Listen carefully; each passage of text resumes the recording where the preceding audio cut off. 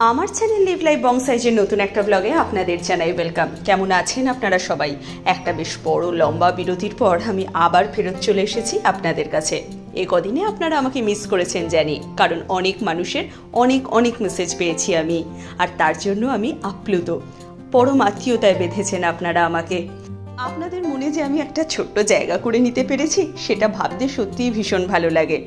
যা হোক, চলুন আজ বরং ফেরত চলে যাওয়া যাক ইংল্যান্ডে একটা শীতের দিনে।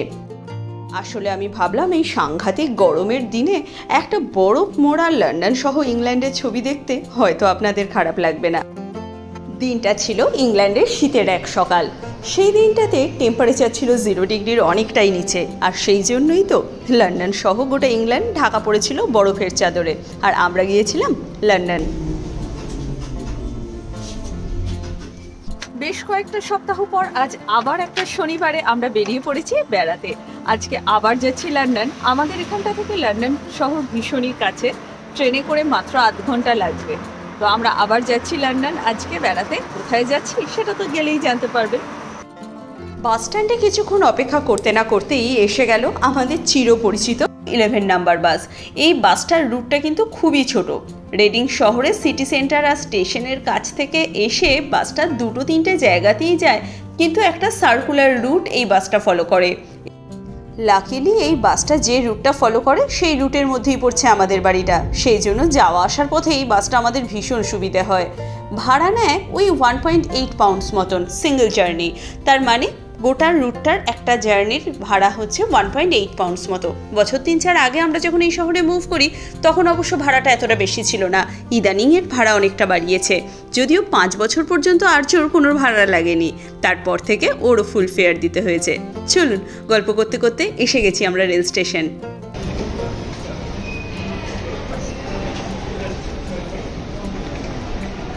আমরা এই যে শহরটায় থাকি, এই শহরের নাম রেডিং। এই শহরটা লন্ডনের বাইরে একটা কিন্তু বেশ বড় শহর, সেই কারণে এর রেল স্টেশনটাও অনেক বড়। এটা রেল স্টেশনের ভেতরে। আমরা এখন ওভারব্রিজে যাচ্ছি। জানেন তো, এখানকার ওভারব্রিজটা দেখে প্রথমে না আমি খুব হকচকিয়ে গিয়েছিলাম। এত বড় ওভারব্রিজ আমাদের দেশে দেখা অভ্যেস নেই তো। এই দেখুন, ওভারব্রিজের ওপরটা কি সুন্দর করে সাজানো। শুধু যে সুন্দর করে সাজানো তা কিন্তু না, এখানে 2-1টা ছোটোখাটো ক্যাফে বা রেস্টুরেন্টও আছে। চলুন, আমাদের ট্রেন আসবে 10 নম্বর প্ল্যাটফর্মে। সাধারণত দেখি লন্ডন যাওয়ার ট্রেনগুলো এই 10 বা 11 নম্বর প্ল্যাটফর্মেই আসে। আমরা যখন আগে এখানে থাকতাম তখন দেখেছি ট্রেনে এত ভিড় হতো না। ইদানিং জানেন তো, দেখছি ট্রেনে ভীষণ ভিড় হয়। যদিও আমাদের দেশের লোকাল ট্রেনে ডেলি প্যাসেঞ্জারি করা অভ্যেস যাদের আছে, এই ভিড় তাদের কাছে কিছুই না। আসলে এদেশের মানুষজন পাবলিক ট্রান্সপোর্টকে খুব ভরসাও করেন এবং ব্যবহারও করেন খুব। সপ্তাহের বাকি 5টা দিন কিন্তু পাবলিক ট্রান্সপোর্ট ভীষণই ভালো চলে। তবে এই শনি রবিবারগুলো আসলেই মাঝে মধ্যে এখানকারও পাবলিক ট্রান্সপোর্টের নানান গণ্ডগোল দেখা দেয়। আসলে ইদানিংকালে এত রেলের স্ট্রাইক হচ্ছে, ট্রেন বন্ধ থাকছে জানেন দিনের পর দিন। কী যে ঝামেলা হচ্ছে আমাদের বেড়াতে যাওয়ার। দেখেছেন, গল্প করতে করতে এসে গেছে আমাদের ট্রেন। চলুন ঝটপট উঠে পড়া যাক। ট্রেনের টিকিট তো আমরা আগেই বুক করে রেখেছিলাম, অনলাইন বুক করে রেখেছিলাম আমাদের 3 জনের জন্য লন্ডনের 1 ডে পাস। সেটার দাম পড়ে মোটামুটি ওই 22 পাউন্ডস মতো, মানে ধরুন ভারতীয় মুদ্রায় প্রায় 2200 টাকার মতো। আমরা সেটা আগেই বুক করে রেখেছিলাম এবং তার সাথে সাথে আমাদের সিটগুলোও রিজার্ভ ছিল, সেই জন্য ট্রেনে উঠে জায়গা খুঁজে পেয়ে বসতে খুব একটা সমস্যা হয়নি। রেডিং থেকে লন্ডন প্যাডিংটন যেতে সময় লাগে ওই 22-23 মিনিট মতো, কিন্তু সেইটুকু সময় কাটাতেই আর্যর মাথা খারাপ হয়ে যায়। আমাদের দেশের ট্রেনগুলোতে কত রকমের হকার, কত খাবার দাবার, কত খেলনাপাতি নিয়ে ওঠে। এখানে তো আর সেরকম না, এখানে এইটুকু জার্নিও বড্ড বোরিং। সেই জন্য আর্যর একটু ওই কালার পেন্সিল স্কেচবুক নিয়েই রাখি আমি সাথে, ওর সময়টা আরামসে কেটে যায়। চলুন, প্যাডিংটনে এসে আমাদের আরও একটা ট্রেন ধরতে হবে। এখান থেকে আমরা নেব টিউব। আমাদের গন্তব্য আজকে সাউথ কেনসিংটন। লন্ডনের এই টিউব তো জগৎ বিখ্যাত। তার প্রধান কারণ হচ্ছে এর নেটওয়ার্ক। গোটা শহর জুড়ে এর নেটওয়ার্ক পুরো মাকড়সার জালের মতো বিস্তার করে আছে। সেই জন্য শহরের এক প্রান্ত থেকে অন্য প্রান্তে যাওয়াটা একদমই বেশি সময় লাগে না। আমরাও বেশ তাড়াতাড়ি পৌঁছে গেলাম আমাদের আজকের গন্তব্য সাউথ কেনসিংটন। লন্ডন শহরে যে কয়েকটা জোন আছে তার মধ্যে জোন 1 অর্থাৎ লন্ডন শহরের একদম মাঝখানেই অবস্থিত এই সাউথ কেনসিংটন। এই জায়গাটা মূলত বিখ্যাত অনেক অনেক মিউজিয়ামের জন্য। প্ল্যাটফর্মে আমরা যখন নামলাম তারপর দেখি স্টেশনের বিভিন্ন এক্সিট পয়েন্টের মুখেতেই লেখা আছে কোন গেট দিয়ে বেরোলে আমরা কোন মিউজিয়ামে পৌঁছে যাব। আমরা আজকে যাচ্ছি লন্ডনের সায়েন্স মিউজিয়াম। তার জন্য আমরা চলে এসেছি যে গেটটায় তার ঠিক বাইরেও আছে একটা খুব সুন্দর ম্যাপ। আমরা সেই ম্যাপটা দেখে ঠিক করে নিলাম আমরা কোন দিকে যাব। সো উই আর হিয়ার, আর আমাদের যেতে হবে এইখানে। হ্যাঁ, তো তার মানে আমরা একবার অবশ্য ন্যাশনাল হিস্ট্রি মিউজিয়ামেও একবার যেতে হবে। না, ওখানে কেন যেতে হবে? ঠিকঠাক করে ম্যাপটা দেখে নিয়ে আমরা চলতে শুরু করলাম সায়েন্স মিউজিয়ামের উদ্দেশ্যে। তবে চোখ আটকালো রাস্তায় দাঁড় করানো এই সুন্দর ফুলের বোকেগুলোর দিকে। দেখুন কি সুন্দর রং বেরঙের কত রকমের ফুল এখানে। এদেশে কিন্তু ফুলের দাম অনেকটাই বেশি আমাদের দেশের তুলনায়। তা সত্ত্বেও আমি দেখেছি এদেশের মানুষজনদের মধ্যে একে অপরকে ফুল গিফট করার প্রবণতা খুবই বেশি। শীতের দেশ বলে ফুল পাওয়াও যায় এখানে রকমারি, আর সেই জন্য ফুলের বিক্রিও খুব। সমস্ত স্টেশন থেকে শুরু করে রাস্তাঘাট বা যে কোনো সাধারণ গ্রসারিতেও ফুল সব জায়গায় পাওয়া যায় এখানে। আমরা এখন সাউথ কেনসিংটন স্টেশনের ঠিক বাইরেটায় দাঁড়িয়ে আছি। এই বাইরেটাতেই এই ফুলের দোকানগুলো। কি ভারী ভালো লাগছে দেখুন এগুলো দেখতে। এখান থেকে মাত্র 4-5 মিনিটই লাগবে। কোন দিকটা দিয়ে এক্স্যাক্টলি যেতে হবে ম্যাপ দেখে আমি খুব একটা বুঝতে পারিনি। অর্ঘ গুগল বাবা শরণাপন্ন হয়েছে, তারপর চলুন ওর পেছন পেছন যাই বড়। রাস্তা দিয়ে যেতে যেতে চোখে পড়লো এই দোকানটায়। মনটা এক নিমেষে খুশি হয়ে গেল। একজন বাঙালির দোকান নাকি? তাপস নাম। তারপর বুঝলাম না না, এটা কোনো তাপসের দোকান নয়। এই দোকানটা অ্যাকচুয়ালি একটা ইটালিয়ান দোকান। ইটালিয়ান খাবার দাবার পাওয়া যায় আর কি, নাম ট্যাপাস। রাস্তায় পথে হাঁটতে হাঁটতে দেখলাম আমাদের সাথে সাথে আজকে মিউজিয়ামের উদ্দেশ্যে পাড়ি দিয়েছে বেশ কিছু স্কুল চিলড্রেন। এই যে এই বাচ্চাগুলো দেখে মনে হচ্ছে কোনো স্কুল থেকেই এসেছে মিউজিয়াম দেখতে। এমনিতে লন্ডনের ওয়েদার তো ভীষণই ডিপ্রেসিং। সারা বছরই এখানে মেঘ আর বৃষ্টি। তাই জন্য যে দিনগুলো এখানে রোদ ওঠে, যতই ঠান্ডা থাকুক না কেন, মানুষজন সেই দিনগুলো একদম বাড়িতে বসে নষ্ট করেন না। সোয়েটার জ্যাকেট মুড়ে সবাই চলে আসেন রাস্তায়। আজও সেরকমই একটা দিন, ভীষণ ঠান্ডা, তাও রোদটাও আছে আজ চমৎকার। এইখানে দেখুন কি হচ্ছে।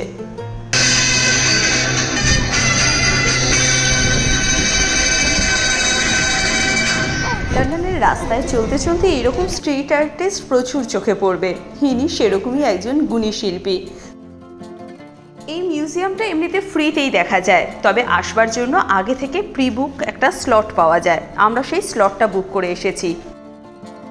আগে থেকে স্লটটা বুক করে রাখলে আমাদের আর বড় একটা লাইনের সম্মুখীন হতে হয় না। আমরা সেই জন্য আগে থেকে এটা করেই এসেছি। তাই জন্য ঝটপট ঢুকে গেলাম মিউজিয়ামের ভেতরে। আর ভেতরে ঢুকে সত্যি বলছি ধরে যেন প্রাণ এলো। বাইরে এখন -3 ডিগ্রি, ভেতরে তো হিটার চলছে, অতটা ঠান্ডা নেই। লন্ডনের এই সায়েন্স মিউজিয়ামটা প্রথম ওপেন হয়েছিল 1909 সাল, মানে ধরুন আজ থেকে প্রায় 115 বছর আগে। তবে যে হারে সুন্দর আর যে হারে ঝকঝকে তকতকে দেখে কে বলবে যে এর এতটা বেশি বয়স। আছে এখানে প্রচুর ডিসপ্লে, এমনকি আছে এখানে প্রথম এরোপ্লেনটাও। সেই সব কিছু দেখে আমরা ঝটপট চলে গেলাম আইম্যাক্সের উদ্দেশ্যে। আর্যর আজকে প্রথম 3D মুভি দেখা। 3D গ্লাসেসও দেবে বোধহয়। এটা চলো 3D গ্লাস পরে একটা 40 মিনিটসের মুভি দুর্দান্তভাবে আমরা দেখে নিলাম। এই মুভিগুলোর জন্য অবশ্য আমাদের আগে থেকে টিকিট কাটতে হয়েছে। পার টিকিট প্রাইস পড়েছে 12 পাউন্ডস মতো। মুভিটা দেখার পর আমরা চলে গেলাম আর্যর সবথেকে ফেভারিট জায়গায়, যেখানে রাখা রয়েছে নানান দেশ বিদেশের প্রথম এবং বিখ্যাত কিছু এরোপ্লেনের মডেল।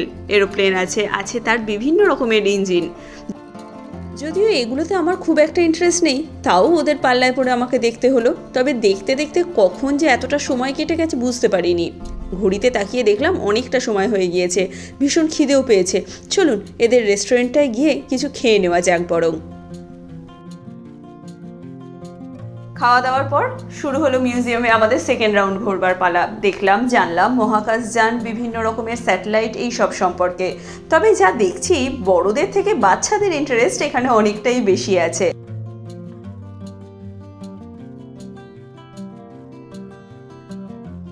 আসলে এই সমস্ত গাড়ি ঘোড়ার মডেলগুলো ছোট ছোট খেলনার মতো লাগছে তো, আর আমার ছেলের মতন গাড়ি পাগল এখনকার দিনের বোধহয় বেশিরভাগ বাচ্চাই, তাই জন্য তাদের কাছে এটা একটা দারুণ ঘুরতে আসার জায়গা। মিউজিয়ামের এই জায়গাটায় বিভিন্ন সময়কালের বিভিন্ন রকম ইঞ্জিনের খুব সুন্দর সুন্দর ছোট্ট ছোট্ট মিনিয়েচার করা আছে। দেখুন কি সুন্দর কাজ করছে এগুলো। পুরনো লন্ডনের একটা লাল টুকটুকে ছোট্ট বাসও দেখলাম। আর কি আছে জানেন, একটা খুব সুন্দর পুরনো দিনের অস্টিন কার। এটা কিন্তু সত্যি সত্যি একটা গাড়ি, এখন এটাকে মডেল হিসেবে রাখা হয়েছে সামনে দাঁড়িয়ে ছবি তোলবার জন্য। আর যেও গিয়ে টুক করে একটা ছবি তুলে নিল। তবে সব থেকে বেশি ভালো লাগলো কি দেখতে জানেন, এই দেখুন এই জায়গাটা, কতগুলো গাড়ি দেখেছেন।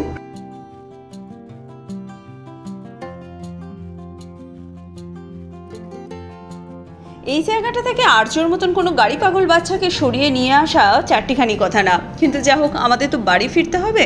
ওকে নানান রকমভাবে বুঝিয়ে বাজিয়ে ভয় দেখিয়ে আমরা এখন বাড়ির পথ ধরলাম। যাওয়ার পথে দেখে নিলাম এই সায়েন্স মিউজিয়ামের আরও দু একটা এক্সিবিশন। যদিও এতটাই বড় মিউজিয়ামটা আর এত রকম দেখার জিনিস আছে না এখানে, এটা একদিনে শেষ করা ইম্পসিবল ব্যাপার। তবে একটা ভালো ব্যাপার আছে যে এই মিউজিয়ামটা যেহেতু এন্ট্রি ফি একদমই কিছু লাগে না, অর্থাৎ ফ্রিতেই এখানে আসা যায়, সেই জন্য পরেও আবার প্ল্যান করে এখানে আসা যেতেই পারে। লন্ডনের এই একটা খুব ভালো জিনিস জানেন তো, এমনিতে ভীষণই কস্টলি শহর, যাতায়াতের ভাড়াও এখানে অনেকটাই বেশি, কিন্তু এখানকার বেশিরভাগ বিখ্যাত মিউজিয়ামগুলোই কিন্তু প্রবেশ একদম বিনামূল্যে। তার মধ্যে ব্রিটিশ মিউজিয়াম, এই science museum, natural history museum, national art gallery, TET modern, Victoria Albert museum, মানে পৃথিবী বিখ্যাত যে সমস্ত মিউজিয়াম মানে যেগুলো লন্ডনে আছে, সেগুলোর কিন্তু অধিকাংশরই এন্ট্রি একেবারে ফ্রি। তবে ভেতরে কিছু কিছু এক্সিবিশন বা কিছু শো, সেগুলো হয়তো টিকিট আলাদা করে কাটতে হয়, কিন্তু এন্ট্রি ফি 1 পয়সাও লাগে না। তাই জন্য এখানে ইচ্ছে হলে একাধিকবার আসা যেতেই পারে। চলুন, বেশ অন্ধকার হয়ে গেছে, আর বেশি সময় এখানে থাকা যাবে না, এবার বাড়ি যেতে হবে তো, ঠান্ডাও জব্বর পড়েছে। মিউজিয়ামেরই সব থেকে একটা ম্যাগনেট কিনে নিলাম। তারপর জানেন তো আর ভিডিও করতে পারিনি বাইরে, কারণ রাস্তায় আজকে এতটাই ঠান্ডা পড়েছে, শটান বাড়ি চলে এসেছি। আজকে আর রান্না বান্নাও করতে ইচ্ছে হচ্ছে না, বাড়ি আস্তে আস্তেও অনেকটা লেট হয়ে গেল, এখন প্রায় 8টা বাজছে। আজকে একটুখানি খাবার দাবার আমরা বাইরে থেকে অর্ডার করেই আনিয়ে নিয়েছি। এই শীতের দিনে রোজ রোজ আর রান্না করতে ইচ্ছেও করে না। চলুন আজকের ভিডিওটা বরং এখানেই শেষ করি। কেমন লাগলো আজকের এই ভিডিওটা আর লন্ডনের এই দারুণ সুন্দর মিউজিয়ামটা দেখতে আমার সাথে, সেটা কিন্তু অবশ্যই আমাকে একটা কমেন্ট করে জানাবেন। আর যদি ভালো লাগে একটা লাইক করে দেবেন, ফেসবুকের পেজটা ফলো আর ইউটিউব চ্যানেলটা সাবস্ক্রাইব করে দেবেন। আমি আবার আসবো খুব শিগগিরই আবার একটা নতুন ভিডিও নিয়ে। ততক্ষণ পর্যন্ত লিভ লাইফ বং সাইজ। ভালো থাকবেন সকলে।